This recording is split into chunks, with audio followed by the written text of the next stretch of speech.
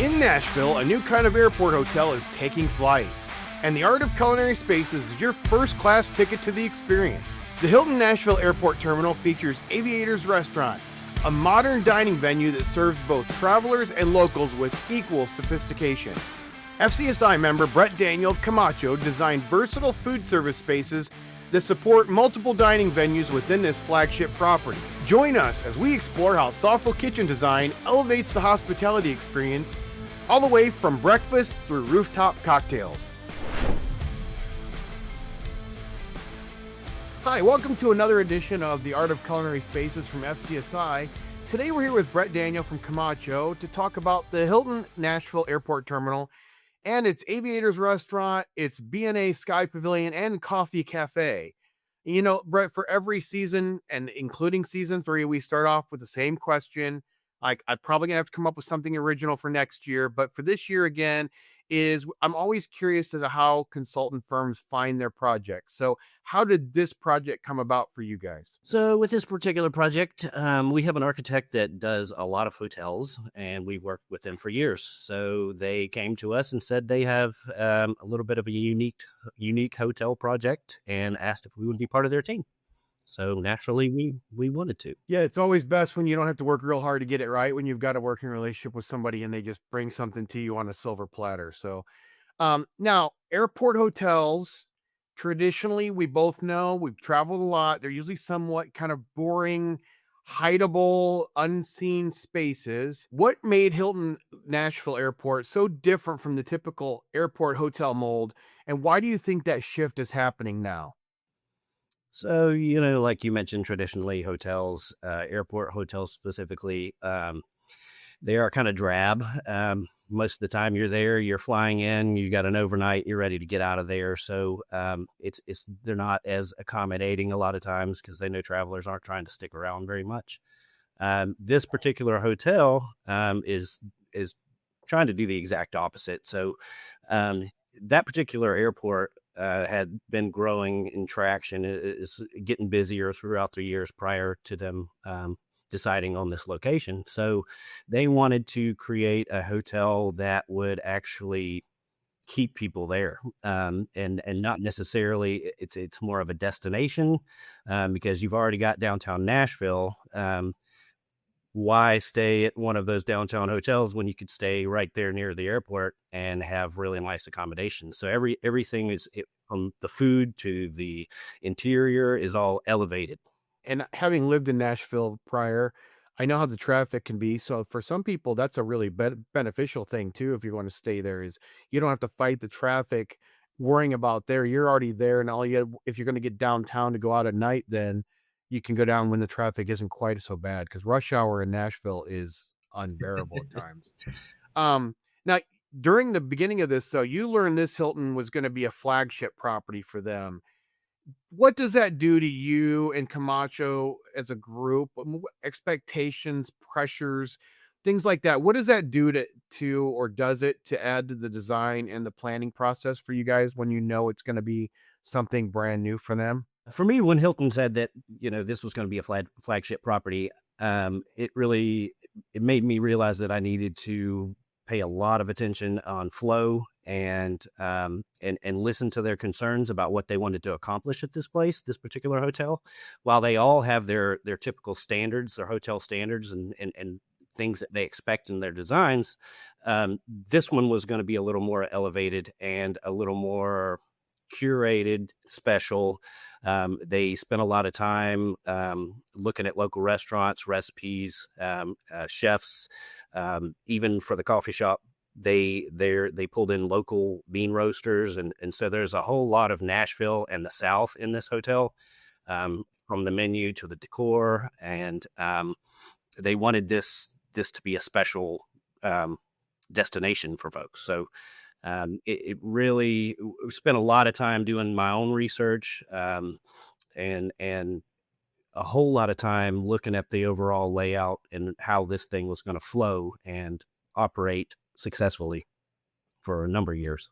Cool. Now, unlike some others, this main kitchen you guys did for this is a massive 3,400 square foot space for a hotel like that.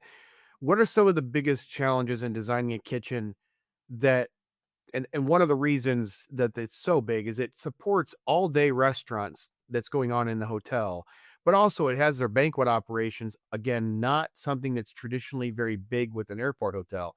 So this massive kitchen you guys designed, what were some of the biggest challenges in designing a space that could do both banquets and all day restaurant? Yeah, so the key to making that successful is you want those functions to be able to operate at the same time, but independent of each other. So that all day restaurant needs to have a cook line where it can function and operate and sustain all day operations for the food and beverage.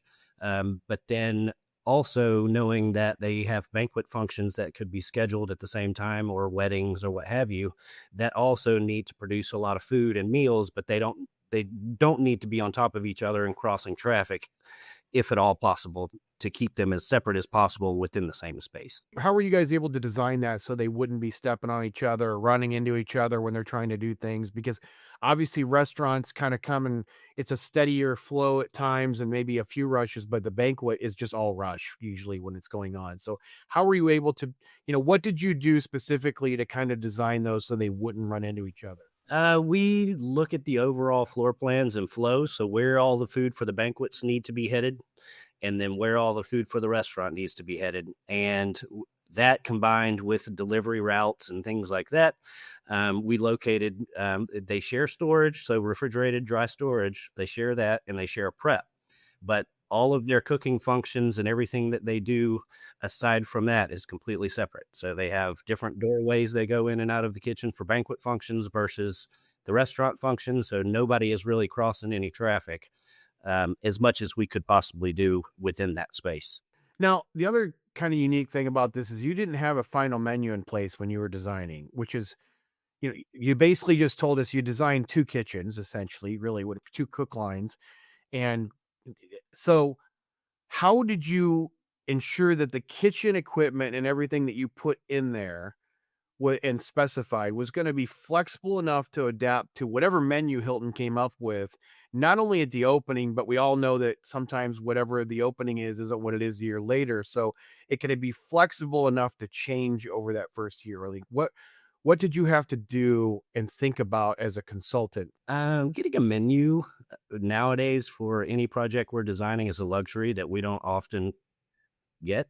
So we're very used to designing flexible cook lines and flexible equipment that can be swapped out or just, you know, used for many different menu items. I mean, there's a cook line you can put in that you can cook just about anything off of, and nothing special. You know, you've got your typical standard charbroilers and griddles and ovens and things like that, but you know, with the right chef, you can do most anything with those pieces of equipment.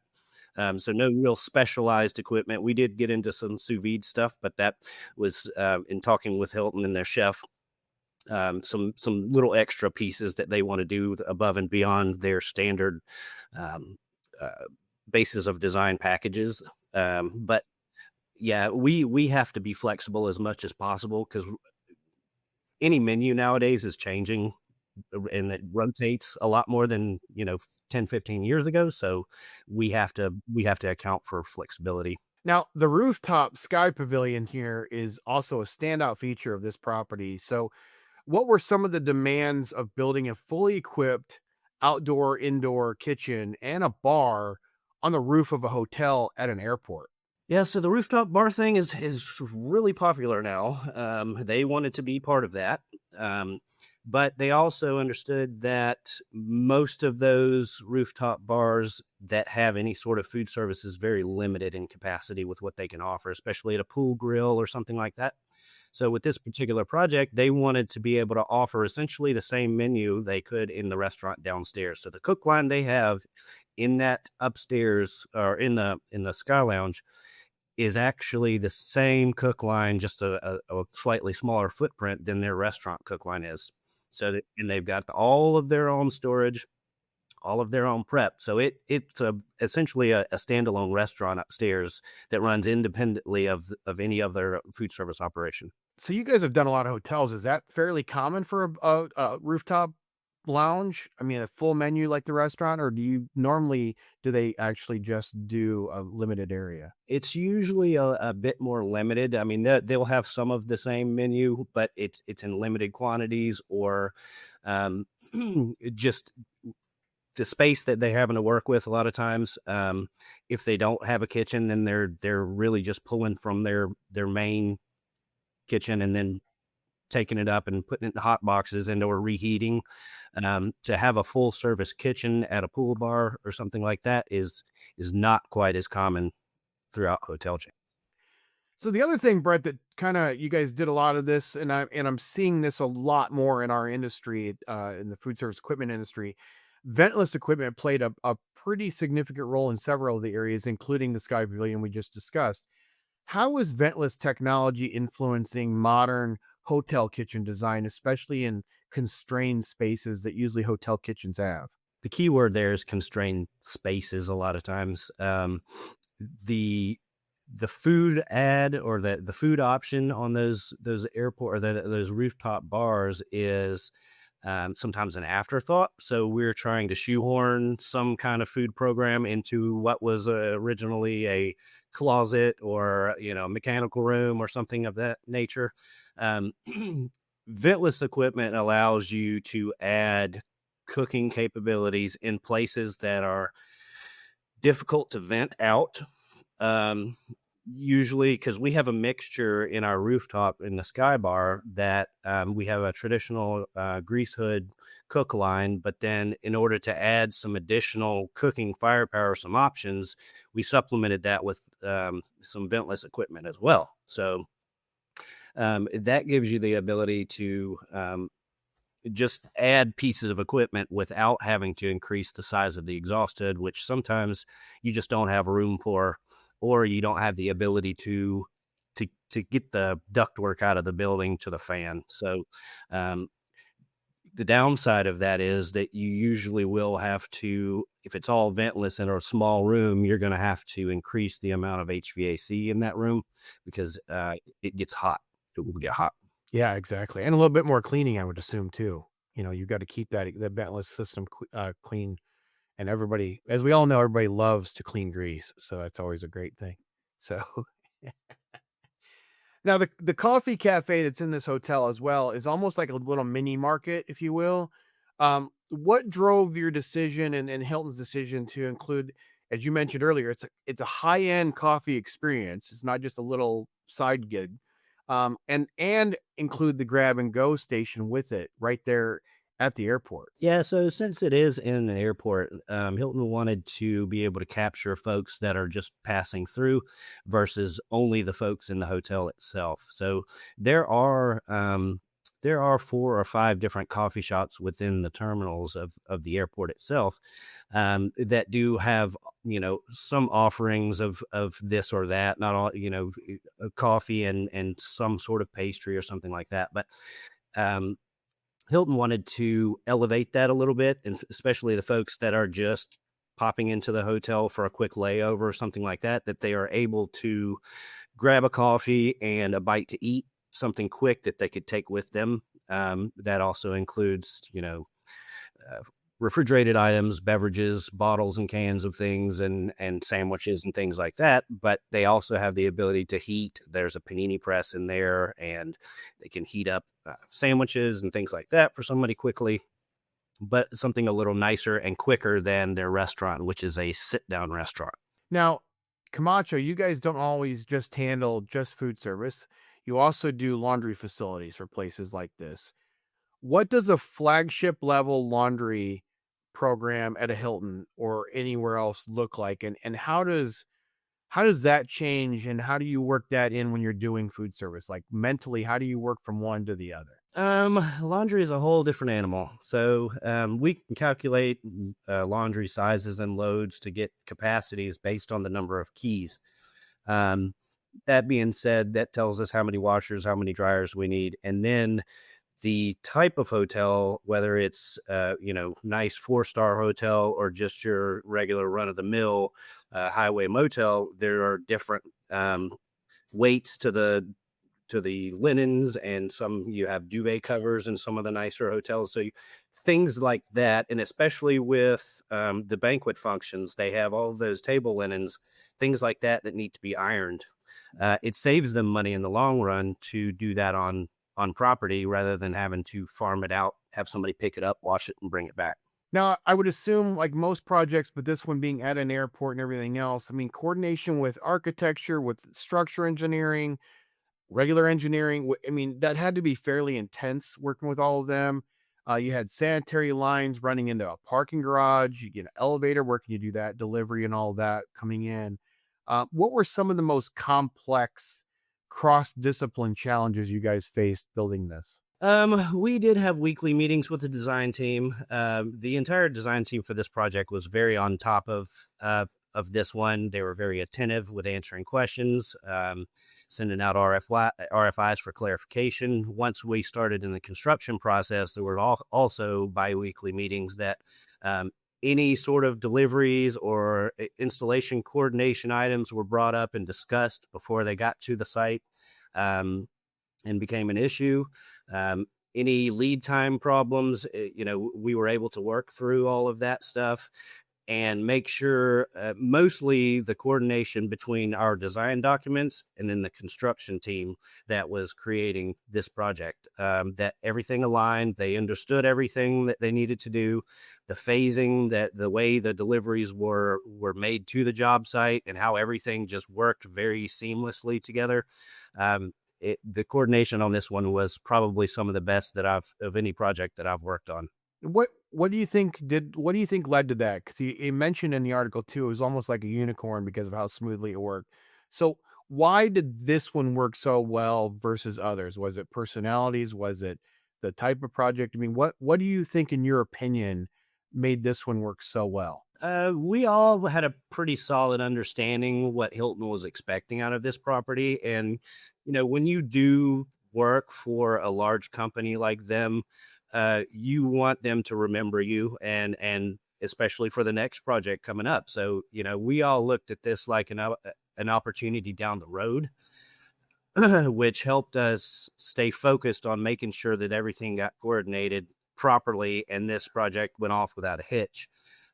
Because we understood that the the quickest way to ruin something is, everybody remembers the mistakes and not any of the successes. So we definitely didn't want to be remembered as the consultant not to hire for this type of work.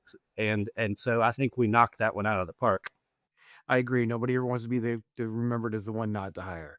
Um, do you see this project for you guys being a new standard for Hilton? I mean, have they talked more about, like, are they going to emulate this in other places, or was this kind of it was unique to Nashville? We're happy with the way it is right now. I think this is probably a unique to Nashville. I'm sure projects going forward, they're going to have somewhat of a standard and expectation for their design team going forward. That since this one went off without a hitch, and everything went so smoothly, that why can't that happen for any project going forward? So we kind of set the bar a little higher on this one. Not necessarily that this is going to be a prototype, because it was a very unique location, um, but it's their standard equipment package is still in this with a couple of extra nuances here and there that we added, to support this program. If you could give one piece of advice to design teams that are trying to do these mixed use hotel spaces that have restaurants, banquets, specialty venues like the rooftop here, what would your one piece of advice be to other design teams that are working on these? Listen more than talk. It's okay to have a bunch of questions. That's natural, but don't assume that just because you've designed 40,000 hotels that you know what that particular operator is going to want. Um, Definitely ask a lot of questions, but don't try to push them into any certain direction because you've done it on another project. There needs to be a good reason why you feel like that same thing would be okay for this completely different operator. We're there to consult, but in in the end all, they're going to be stuck with the project and having to operate it. So it needs to be what they want.